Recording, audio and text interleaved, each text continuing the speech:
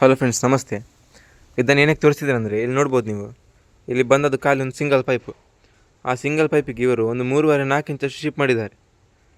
ಇದರಿಂದ ಏನಾಗುತ್ತೆ, ಇದರಿಂದ ನಿಮಗೆ ಪ್ರಾಬ್ಲಮ್ ಏನಂದರೆ, ಈಗ ಮೇಸ್ತ್ರಿಯವರು ಏನು ಮಾಡ್ತಾರೆ, ಇಷ್ಟು ದೊಡ್ಡ ಹೊಂಡಕ್ಕೆ ಖಾಲಿ ಗಾರೆ ತುಂಬಿಸಿ ಇಡೀ ಗೋಡೆ ಗಾರೆ ಮಾಡ್ಕೊಂಡು ಹೋಗ್ತಾರೆ. ಮೆಷಲ್ಲಿ ಅಂತ ಹಾಕ್ಲಿಕ್ಕೆ ಹೋಗಲ್ಲ ಅವರು. ಅದರಿಂದ ಅದೇನಾಗುತ್ತೆ, ಕ್ಯೂರಿಂಗ್ ಎಲ್ಲ ಸರಿ ಆಗಲಿಲ್ಲ ಆದರೆ ಮತ್ತು ಕಾಲಕ್ರಮೇಣ ನಿಮಗೆ ಆ ಗಾರೆಲ್ಲ ಬೀಳ್ತದೆ, ಕೆಳಗೆ ಬೀಳ್ತದೆ. ಮತ್ತು ದೊಡ್ಡ ಹೊಂಡ ಎಷ್ಟುಂಟು ಅಷ್ಟು ದೊಡ್ಡ ಹೊಂಡ ಕಾಣ್ತದೆ ಮತ್ತು ಓಪನಿಂಗ್ ಆದಮೇಲೆ ನಿಮಗೆ.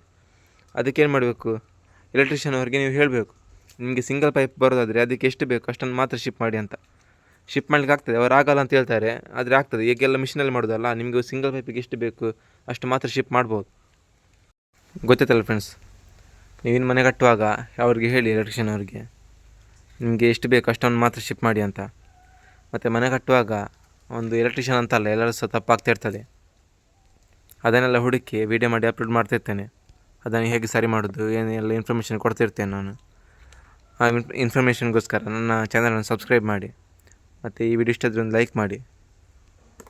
ಹಾಗೆ ನಿಮಗೆ ಈ ವಿಷಯ ಯಾರಿಗೆಲ್ಲ ಗೊತ್ತಿಲ್ಲ ಅವರಿಗೆಲ್ಲ ಶೇರ್ ಮಾಡಿ ಫ್ರೆಂಡ್ಸ್. ಬಾಯ್, ಮುಂದಿನ ವಿಡಿಯೋದಲ್ಲಿ ಸಿಗೋಣ.